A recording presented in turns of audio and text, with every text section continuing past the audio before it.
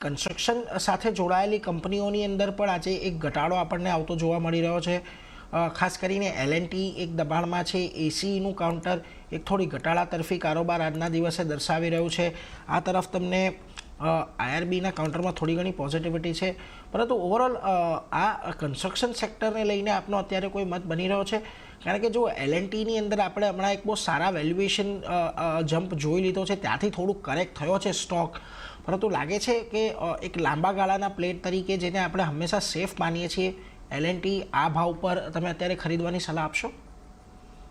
Not at this point of time, પણ એક વસ્તુ ઇમ્પોર્ટન્ટ છે in case of companies like L&T. Generally આપણે એક જોઈએ છે, એક પેટર્ન હોય છે કે બંચિંગ અપ ઓફ ઓર્ડર્સ. જે ઓર્ડર અનાઉન્સમેન્ટ આવે છે એ જનરલી એક સાથે 4-5 ઓર્ડર અનાઉન્સ કરતી હોય છે કંપનીઝ.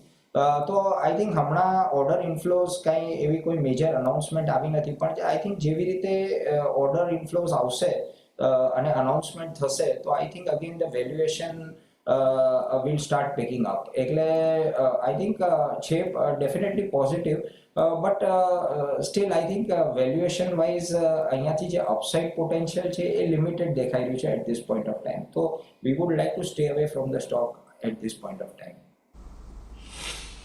એટલે જો ખાસ કરીને અત્યારે L&Tથી થોડું દૂર રહેવાની સલાહ, વેલ્યુએશન થોડા મોંઘા છે એટલે એના પર એક ફોકસ ખાસ કરીને રાખતા રહીશું.